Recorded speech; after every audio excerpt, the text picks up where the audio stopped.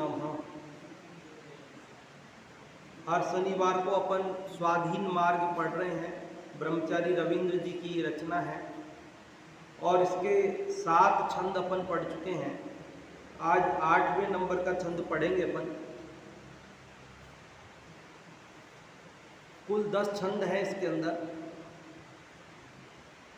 पढ़ते हैं, देखिए पहले 8वां छंद। पहले गए शिव जो उन्हें आदर्श बनाना, निश्चिंतता के नाम पर परिजन जुटाना। ध्रुवखंड नहीं ध्रुव दृष्टि आदेय तुम जानो, निर्वांछकता सम्यक साधक का सुगुण।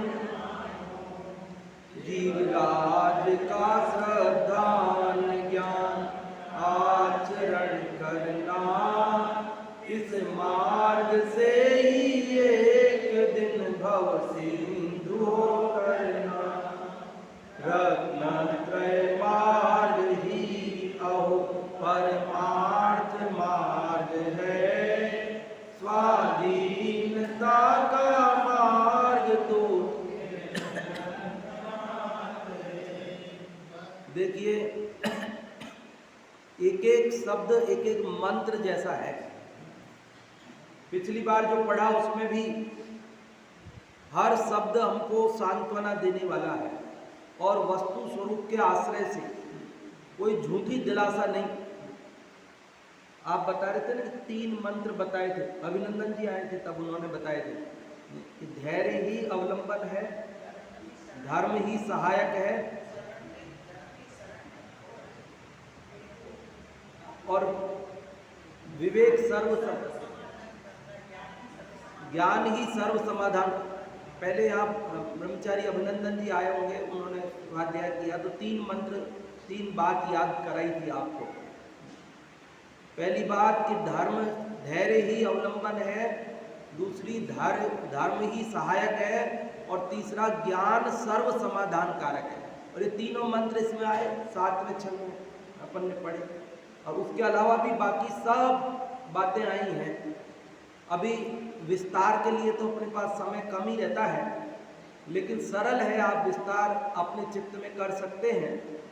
थोड़ा सा इशारा मात्र करते हैं अपन तो 8वें छंद की चर्चा करते हैं। देखिए क्या कह रहे हैं इसमें। पहले गए शिव जो उन्हें आदर्श बनाना। किसको आदर्श बनाना? जो पहले मोक्ष गए उनको आदर्श बनाना। हमने किनको आदर्श बना रखा है? हमारे आदर्श कौन है? कि साहब वो विश्व का अमीर नंबर 1 कौन है, वही आदर्श है हमारा। तो कि साहब वो शेयर मार्केट में कौन बढ़िया चल रहा है, वही हमारा आदर्श है। क्रिकेट में कौन बढ़िया चल रहा है, वो हमारा आदर्श है। फिल्मों में किसकी डिमांड ज़्यादा हो रही है, वो हमारा आदर्श है। राजनीति में कौन चमकता हुआ सितारा है, वो हमारा आदर्श है। दिन और रात हमारी चर्चा का विषय क्या है बताओ? दिन और रात हमारी चर्चा का विषय, हमारी श्रद्धा का विषय, हमारे ज्ञान का विषय और हमारा आदर्श वो बना हुआ है जो अनादि से संसार में परिभ्रमण तो कर ही रहा है, लेकिन अभी निकट भविष्य में उसका कोई संसार किनारा भी नजर आता नहीं। तो फिर हमारा कैसे किनारा आएगा? अरे हमें संसार के पार जाना है तो हमें आदर्श भी जो संसार से पार हुए उनको बनाना पड़ेगा। आदर्श किसको बनाना पड़ेगा? जिसको क्रिकेटर बनना हो उसे क्रिकेट के जो धुरंधर है उसको आदर्श बनाएगा, तब पार पड़ेगी। लेकिन हमें क्रिकेटर थोड़ी बनना है, हमें राजनीति थोड़ी करना है जो राजनीति के हीरो को हम अपना आदर्श बनाए। हमें कोई फिल्म में बनाने में थोड़ी हीरो बनना है जो फिल्मी हीरो को अपना आदर्श बनाए। हमें तो संसार से पार होना है। क्या करना है? बोलो क्या करना है? होना है कि नहीं होना है? तो फिर किसको आदर्श बनाए? पहले गए शिव जो उन्हें आदर्श बनाना। जो मोक्ष चले गए उनको आदर्श बनाओ। अरे ऋषभ देव को आदर्श बनाओ, अजितनाथ को आदर्श बनाओ, महावीर स्वामी को आदर्श बनाओ, बाहुबली स्वामी को आदर्श बनाओ, भरत स्वामी को आदर्श बनाओ, जम्बू स्वामी को आदर्श बनाओ। किसको आदर्श बनाओ? कि जो पहले मोक्ष गए हैं उन्हें आदर्श बनाओ, तभी तो हम उनके रास्ते पर चल सकेंगे। अन्यथा तो हम जिसको आदर्श बनाएंगे, अपने घर में जिसका फोटो लगाएंगे, अपने मोबाइल में जिसका कवर लगाएंगे, वो ही तो वो दिन रात दिमाग में घूमेगा। उसी के मार्ग पर तो चलने की भावना होगी। दिन रात चलने की भावना मुक्ति के मार्ग पर है। तो जो मुक्ति गए हैं उनको आदर्श बनाओ भाई। किनको आदर्श बनाओ? पहले गए शिव जो उन्हें आदर्श बनाना। निश्चिंतता के नाम पर हमको हमारे 24 तीर्थंकर आदर्श नहीं रहे, हमारे लिए हमारे पंच परमेष्ठी आदर्श नहीं रहे। कि पंडित जी आप ऐसे कैसे आरोप लगा रहे हो हमारे ऊपर ऐसे कैसे ब्लेम कर रहे हो? हमारे आदर्श तो पंच परमेष्ठी ही है।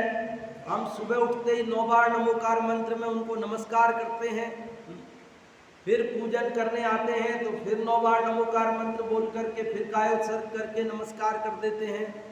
फिर यहाँ से घर जाते हैं तो हम भोजन करने बैठते हैं तो फिर 9 बार नमोकार मंत्र बोल के उनको नमस्कार कर देते हैं। फिर बाद में आप स्वाध्याय के बाद में बुलवाई लेते हो सुबह शाम, रात को सोने से पहले हम बोलते ही हैं और भी कई बार बोल देते हैं। तो हमारे आदर्श तो पंच परमेष्ठी हैं। आप कैसे कह रहे वो नहीं है? अगर वे होते, बोलते भले ही हम, लेकिन अगर वे होते तो हमारा आदर्श भी, हमारा जीवन भी वो तो अपरिग्रही है, नग्न दिगंबर है। पांचों परमेष्ठी में परिग्रह वाला कौन सा है? 5 परमेष्ठियों में परिग्रह कौन से परमेष्ठी के पास है? अरंत के पास है कि सिद्ध के पास है, आचार्य उपाध्याय साधु किसके पास है? अरे किसी के भी पास नहीं है। तीर्थंकर अरंतों के पुण्य के उदय से बाहर में समव शरणादि की रचना भले होती है, किंतु उसके प्रति भी उन्हें राग नहीं है, इसलिए वो परिग्रह नहीं है। परिग्रह तब कहलाए जब उससे राग हो, उसको अपना माने तो परिग्रह है। जब उसे अपना मानते नहीं, उससे मोह करते नहीं है, तो वो परिग्रह भी नहीं। तो पंच परमेष्ठी तो अपरिग्रही है, नग्न दिगंबर है। और हम दिन रात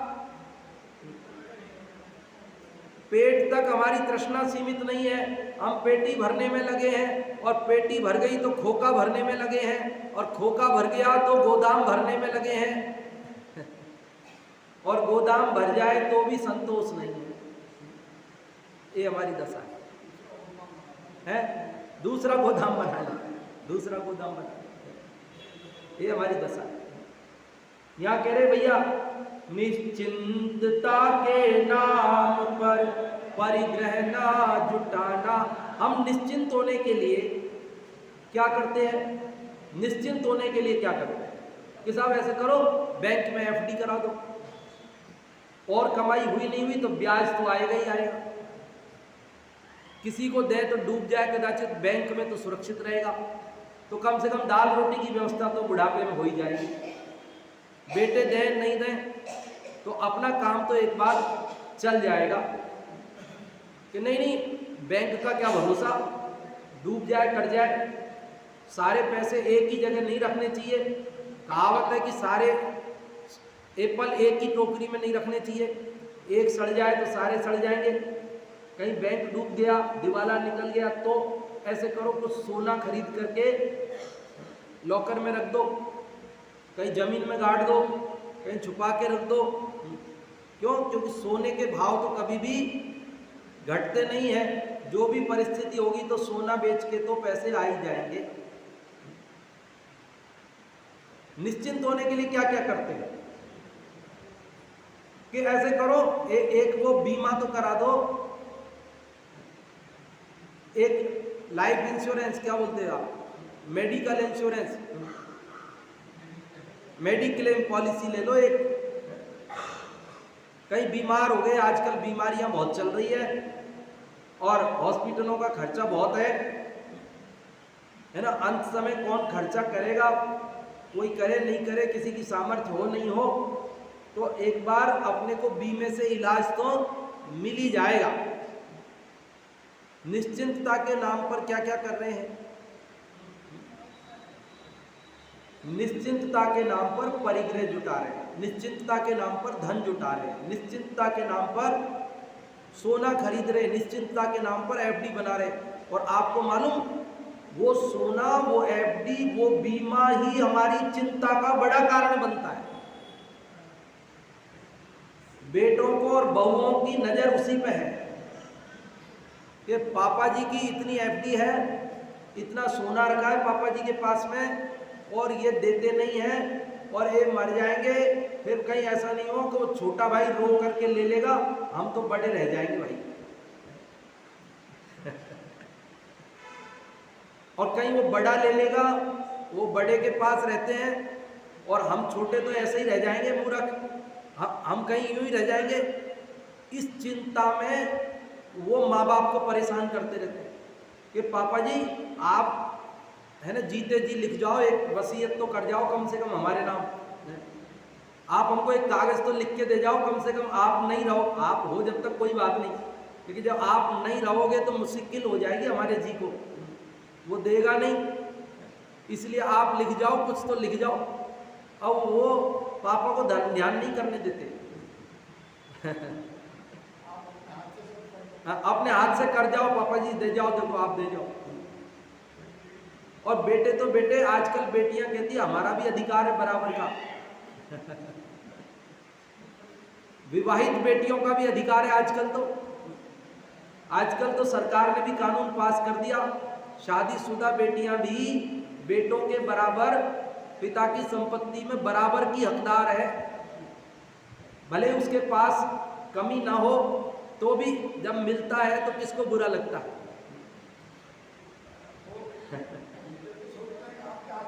हाँ, आपके हाथ से कर, हाँ हमको भी कर देना चाहिए। हाँ, करना चाहिए कि नहीं करना चाहिए बताओ? कर देना चाहिए, उसमें क्या है। लेकिन बाबूजी कथनचित, सर्वथा नहीं, कथनचित शादवाद रूप है, नहीं तो खाली हो जाओगे तो रोटी नहीं देंगे।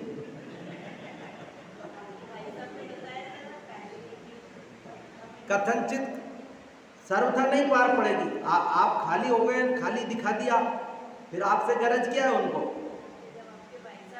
हाँ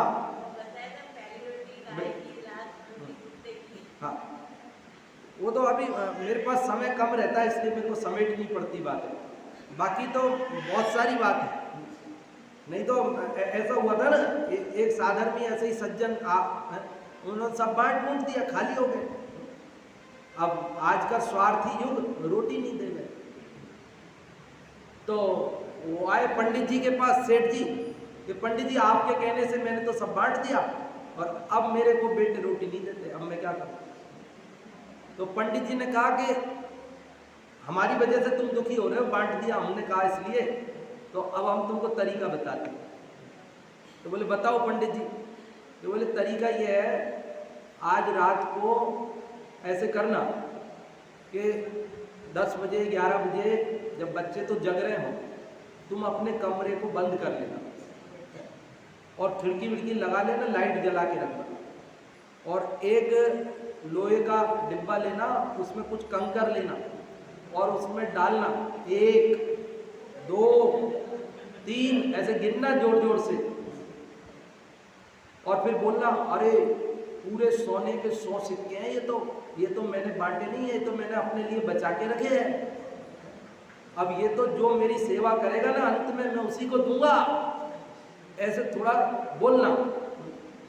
और वो बेटे बहू सब सोच रहे हैं यार पापा जी रोज तो सो जाते हैं, आज पता नहीं क्या कर रहे हैं, लाइट भी जल रही है, आवाज आ रही है, गिन रहे हैं 1 2, सुने तो सही जरा।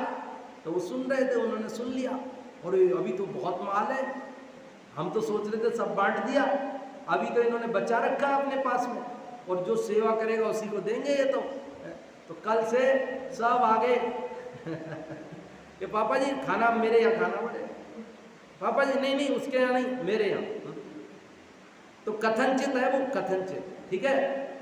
परिग्रह की लालसा नहीं रखनी, बहुत परिग्रह नहीं रखना। गृहस्थ है तो कथनचित होता है उपदेश, एक समय में एक बात कहने में आती है, दोनों बातें एक समय में कहने में भी नहीं आती, और कहें तो वो फिर बात समझ में भी नहीं आती, कंफ्यूज हो जाता है जी। इसलिए एक बात पर जोर देकर कहा जाता है, लेकिन दूसरी बात उस समय गौण रहती है, उसका सर्वथा अभाव नहीं।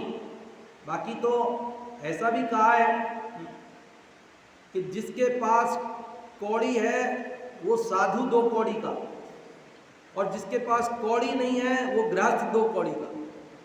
क्या साधु होवे और कौड़ी रखे, मतलब धन रखे, पैसा रखे, तो वो साधु नहीं, और गृहस्थ है और पैसा नहीं होवे उसके पास में तो वो गृहस्थ नहीं। आहार दान आदि, शास्त्र दान आदि कुछ भी नहीं कर सकेगा ना, कुछ भी नहीं होगा तो अपनी व्यवस्था के लिए भी दूसरों के आगे हाथ फैलाना पड़ेगा उसको। इसलिए सर्वथा नहीं है, हर प्रश्न का उत्तर कथनचित है, हर प्रश्न का उत्तर कथनचित है। क्या करे, कोई नहीं माने तो क्या करे, हम तो कह सकते हैं लोक मार्ग में भी और मोक्ष मार्ग में भी अगर आप सर्वथा लगाओगे तो गड़बड़ होगी ही होगी, और आप कथनचित लगाओगे तो सब जगह आप जो है पार हो जाओगे। ये कथनचित आप मंत्र है, ये अमृत है, ये हर जहर को अमृत बनाने की ताकत रखता है कथनचित शब्द। इसको पारस पत्थर कहा है, पारस पत्थर, कथनचित नहीं, पारस है, पारस। लोहे को छुआओ सोना बन जाता है, गलत बात को कथनचित लगा दो सत्य बात बन जाती है। मिथ्या वाक्य के आगे कथनचित लगा दो सम्यक वाक्य बन जाता है, और सम्यक वाक्य के आगे सर्वथा लगा दो जहर बन जाता है, मिथ्या हो जाता है। सर्वथा जहर है, सर्वथा को आप कितने ही सच्चे वाक्य के, सच्ची बात के आगे लगा दो तो वो बात मिथ्या हो जाएगी, और आप कथनचित किसी भी मिथ्या बात के आगे लगा दो तो वो सम्यक हो जाएगी। अब देखो नहीं समझ में आए तो आप समझ लेना, लेकिन मिथ्या प्रचार मत करने लगना कि पंडित जी ऐसे कहते हैं क्यों, हमें डर लगता है, हमें डर इसलिए लगता है कि कंपटीशन का जमाना है बाजार में, है ना एक सेकंड में कोई मिथ्या बात चला दे, फिर आप पंडित जी ऐसा बोलते हैं, इसीलिए अपन रिकॉर्ड करते क्योंकि भाई सुन लो, दोबारा सुन लो, नहीं समझ में आई दोबारा सुन लो भाई, और किसी को सुना दो, तीसरे को दिखा दो, कोई गलत है तो हमें बता दो, हम सुधार दें, हमारी भूल हो रही तो हम सुधार लेते हैं, हमारी जितनी समझ बैठी है उतनी बात बताते हैं। देखो क्या कह रहे हैं, पहले गए शिव जो उन्हें आदर्श बनाना, निश्चिंतता के नाम पर परिग्रह ना जुटाना। अरे हम निश्चिंतता के नाम पर परिग्रह ही जुटाते हैं, लेकिन परिग्रह से कोई आज तक निश्चिंत हुआ नहीं है। परिग्रह चिंता दुख ही मानो, क्या बोलते हैं अपन, हास तनक सी तन में साले, चाह लंगोटी की दुख भाले, भाले न समता सुख कभी नर, बिना मुनि मुद्रा धरे। मुनि बने बिना, निर्ग्रंथ हुए बिना सुखी नहीं हुआ जाता है।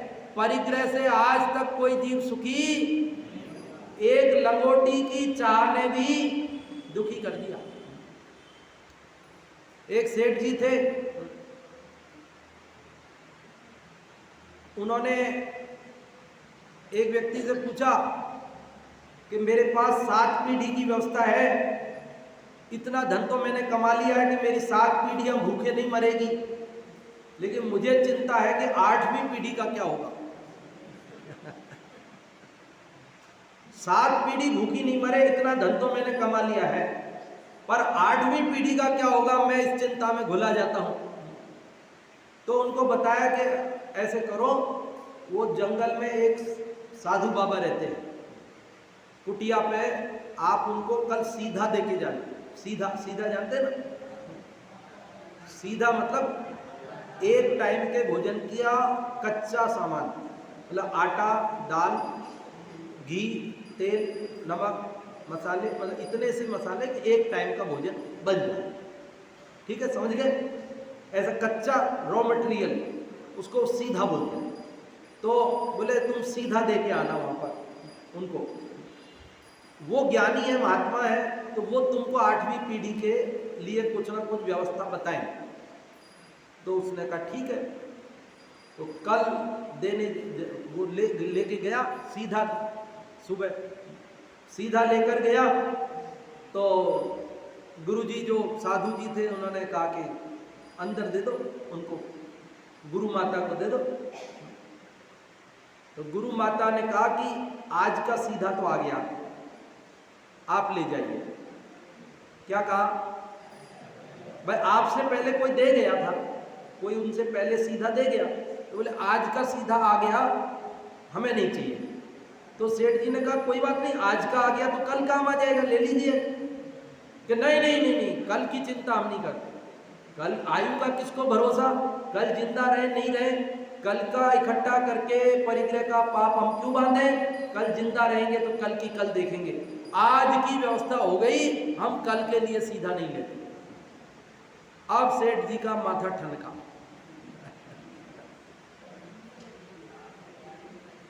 मैं कितना मूर्ख हूं। यहां आज के भोजन की व्यवस्था हो गई तो कल के भोजन की व्यवस्था नहीं ले रहे। बताओ, कल के भोजन की चिंता नहीं है कि कल कोई सीधा देने आया नहीं आया, अभी ले लो। कल कहीं बारिश आ जाए, कोई देने नहीं आ पाए, कोई बीमार, कोई स्थिति ऐसी बन जाए, ले लो कल के लिए। ये माता जी कल का सीधा नहीं ले रही है, आज की व्यवस्था हो गई तो बोले कल के लिए हम नहीं लेते।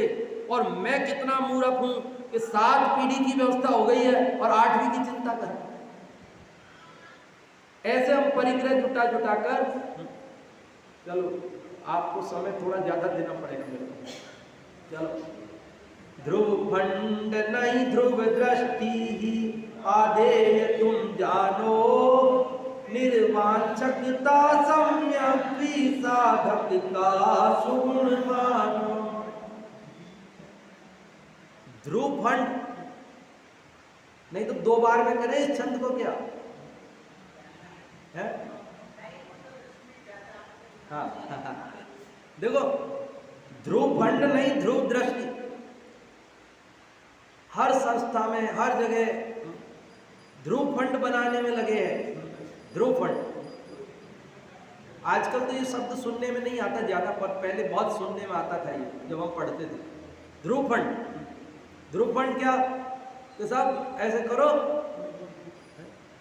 कि एक एक दिन की पूजन सामग्री के पैसे लिखा दो सब, 365 दिन की पूजन सामग्री के पैसे हो जाए, फिर हम उनको बैंक में रख देंगे और उसके ब्याज से पूजन सामग्री आती रहेगी। और बाकी अब कोई पूजन सामग्री के पैसे दे या नहीं दे, आगे तो मंदिर की पूजन सामग्री की चिंता नहीं है हमें। अरे पूजन करने वाले बचेंगे तो पूजन सामग्री देने वाले भी बच जाएंगे। और आप पूजन सामग्री के पैसे रख लोगे लेकिन पूजन करने वाले नहीं बचेंगे तो पूजन सामग्री के पैसों का क्या करोगे? समझ में आ रही बात? वो कह रहे ध्रुव फंड बना के क्या करोगे? जब पूजन करने की भावना लोगों में बचेगी ना, तो सामग्री तो सब ले आएंगे, सामग्री के पैसे सब दे देंगे, लेकिन पूजन करने की भावना ही खत्म हो जाएगी लोगों में, तो फिर उस पूजन सामग्री के पैसे से सामग्री का अपन करेंगे क्या? कि साहब ऐसे करो एक विद्यार्थी का खर्चा ये, एक विद्यार्थी का ये, 5 साल का खर्चा ये, 1 साल का खर्चा ये, दिए जाओ 120 बच्चों की व्यवस्था, 150 बच्चों की व्यवस्था। तो साहब एक 10 करोड़ का फंड बना देते हैं, उसका ब्याज आएगा और फिर आराम से विद्यालय चलता रहेगा, कोई चिंता करने की जरूरत नहीं है। तो ठीक है, चिंता नहीं करो, बजट बन जाएगा, ब्याज आता रहेगा, विद्यार्थी पढ़ते रहेंगे। लेकिन विद्यार्थी पढ़ने आएंगे तो ना, विद्यार्थियों को पढ़ाने के लिए टीचर रहेंगे तो ना। जब विद्यार्थी पढ़ने ही नहीं आएंगे, विद्यार्थी पढ़ाने के लिए, कोई पढ़ने के लिए बच्चों को नहीं भेजेगा, कोई पढ़ाने वाले टीचर नहीं रहेंगे, तो ये पैसे का क्या करेंगे? अगर पढ़ने की भावना वाले जीव रहेंगे, पढ़ाने की भावना वाले जीव रहेंगे, तो उस समय भी देने वाले रहेंगे, तुम्हें चिंता करने की जरूरत नहीं। थोड़ी बहुत मैंने कहा ना, कथनचित है, सर्वथा नहीं है। कुछ व्यवस्थाएं कर लेना ठीक है, लेकिन आपाधापी करके, बहुत चिंता करके, बहुत ज्यादा उसमें माथाफोड़ी करना वो उचित नहीं है। अरे पहले गुरुजी पेड़ के नीचे क्लास चालू कर देते थे, पेड़ के नीचे पढ़ाना शुरू कर देते थे, कोई व्यवस्था नहीं, कोई व्यवस्था नहीं, क्लासरूम की भी व्यवस्था नहीं, और उस पेड़ के नीचे ही पढ़ के बच्चे बहुत नैतिक ईमानदार बन जाते थे, शिक्षित हो जाते थे, पूरा देश शिक्षित हो जाता था, राजाओं के बच्चे भी पढ़ लेते थे वहीं पर। और आज हम A1 व्यवस्थाएं कर लेते हैं, और फिर भी व्यवस्थाओं करते हुए भी वो बात नहीं बन पाती है। कथनचित ही समझना भाई, सर्वथा नहीं समझना, और निंदा तो बिल्कुल मत समझना। निंदा करना हमारा उद्देश्य भी नहीं है, क्योंकि निंदा करने से तो हमें पाप बन जाएगा। या तो केवल जो बात लिखी है वो बताना थी, इशारा ही किया, ज्यादा नहीं। ध्रुव खंड नहीं ध्रुव दृष्टि, ध्रुव दृष्टि मतलब अपने ध्रुव स्वरूप पर दृष्टि करो, खंड ध्रुव मत बनाओ, बल्कि अपने चैतन्य ध्रुव कारण परमात्मा पे दृष्टि करो, वही उपादेय है, बाकी तो सब ही है। जीव निर्वांछकता सम्यक्त्वी साधक का सुगुण मानो। निर्वांछकता मतलब चाह नहीं, वांछा नहीं। सम्यक दृष्टि साधक जीव तो कभी भी वांछा नहीं करते। सम्यक दृष्टि के 8 अंग है ना, निसंकित, निकांक्षित, कांक्षा नहीं है उसको, वांछा किसी तरह का कोई चाह बाहर में नहीं।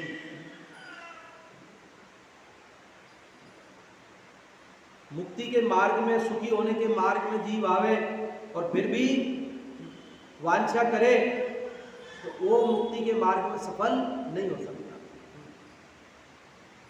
नीति में श्लोक चलता है ऐसा, असंतुष्टा द्विजा नष्टा संतुष्टाश्च भूपति, सलज्जा गणिका नष्टा निर्लज्जाश्च कुलंगना। क्या मतलब है? कह रहे जो असंतुष्ट होते हैं वे ऐसे जो क्या बोला मैंने, असंतुष्टा द्विजा नष्टा, जो असंतुष्ट द्विज, द्विज मतलब ब्राह्मण ज्ञानी, ब्राह्मण मतलब ज्ञानी, कोई भी साधक, जैन हो, वो कोई जाति से लेना देना नहीं ब्राह्मण का, जैन हो, कोई भी हो, जाति कोई भी हो, लेकिन जो ज्ञानी है, सुखी होना चाहता है, वो अगर असंतुष्ट है, मतलब जो परिग्रह मिल गया उसमें संतोष और तो वो तो नष्ट हो जाएगा, मतलब वो अपने लक्ष्य से भ्रष्ट हो जाएगा। और राजा तो असंतुष्टि होगा तभी पार पड़ेगी, अगर वो संतुष्ट हो जाएगा तो उसकी पार नहीं पड़ेगी। और ऐसे ही सलज्जा गणिका नष्टा, जो लज्जावान कोई वेश्या हो तो वो नष्ट हो जाएगा, उसका व्यापार नहीं चलेगा। और कुलांगना अगर निर्लज्ज हो जाए तो वो नष्ट हो जाएगी। तो कुलीन घर की स्त्री को लज्जावान होना ही उचित है, और गणिका को, वेश्या को निर्लज्ज होना ही उसके योग्य है। लेकिन जो सुखी होना चाहते हैं उनको तो संतुष्ट होना ही योग्य है, उन्हें वांछा करना योग्य नहीं। जीवराज का श्रद्धा, अब ये प्रकरण आ गया अपना जो कल तक अपन पढ़ रहे थे पद्मनंदी पंचविंशति। ये तीनों लाइन जो है वही है जो अपन पढ़ रहे थे, कल ही पूरा किया अपन ने। कल के श्लोक में जो बात है वही बात है इसमें। जीवराज का श्रद्धान ज्ञान आचरण करना, यही था ना कि अपने आत्मा का श्रद्धान ज्ञान और आचरण, इस मार्ग से ही एक दिन भव सिंधु हो, वो तीनों हो तो कर्म बंध का नाश करेंगे, संसार सागर से पार कराएंगे। रत्नत्रय का मार्ग ही अहो परमार्थ मार्ग है, यही तो पढ़ा आपने। रत्नत्रय का मार्ग वास्तविक है और उस रत्नत्रय के बाहर है वो शुभ अशुभ भाव, वो बंध के कारण है, वो संसार के कारण। रत्नत्रय मार्ग ही अहो परमार्थ मार्ग है, स्वाधीनता का मार्ग तो निर्ग्रंथ मार्ग है। चलो अब मैं आप लोगों को अवसर देता हूँ, आप लोगों को किसी को कुछ पूछना हो इस 8वें छंद में जो चर्चा अभी अपन ने की, कोई बात समझ में नहीं आई हो, कोई शब्द का अर्थ नहीं समझ में आया हो तो आप पूछ लीजिए, और समझ में आ गया हो तो बता दीजिए।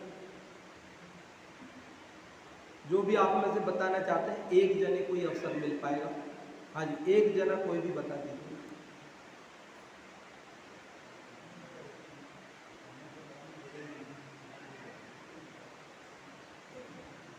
कोई भी बता।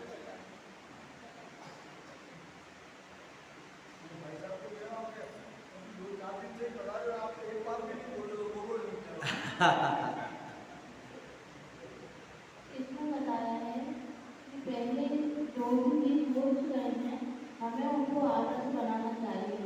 कई लोग किसी क्रिकेटर को आदर्श बनाते हैं, किसी हीरो को आदर्श बनाते हैं, तो यहाँ पंडित साहब कहते हैं कि हमें उन्हें नहीं, अपितु हमें जो सोच रहे हैं उनको आदर्श बनाना चाहिए।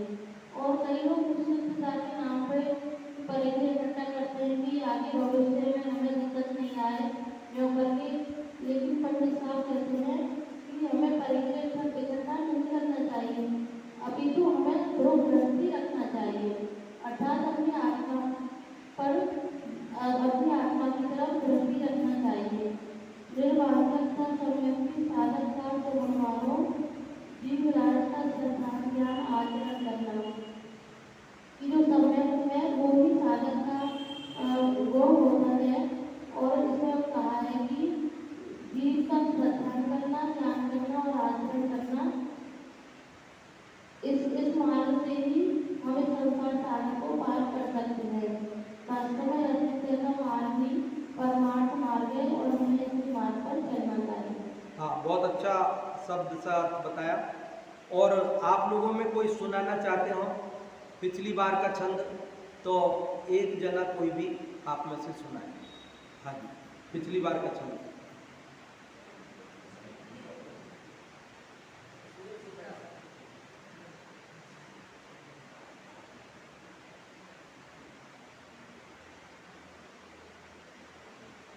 इस श्लोक में पंडित रविंद्र जी का आशय मात्र इतना है कि जो पहले मोक्ष में गए उनको आत्मसम्मान करे, जो रत्नत्रय का मार्ग है वही एक परमार्थ का मार्ग है, और संसार में जितने भी भौतिक ग्रुप वगैरह जो बात कही वो मिथ्या है, उससे कुछ हासिल होने वाला नहीं। हाँ जी, बहुत अच्छा। तो आप सब जो है, अब जो लोग याद कर रहे हैं थोड़ी स्पीड बढ़ा दें अगर पीछे चल रहे हो तो, क्योंकि 2 ही छंद इसके बचे हैं, तो 2 शनिवार में अपना ये पाठ पूरा हो जाएगा, फिर कोई एक नई चीज़ अपन लेंगे वापस। तो इसलिए जो भी याद कर रहे हैं वे थोड़ी स्पीड बढ़ा दें और सुना दें आपस में एक दूसरे को, और नाम नोट करा दें। कितने लोग सुना चुके? 6 जनों ने पूरा सुना दिया है, और बाकी और भी जो उनकी भावना है वो सुनाने के लिए अभी अपन जिनवाणी स्तुति करेंगे, संक्षेप में कर लेते हैं।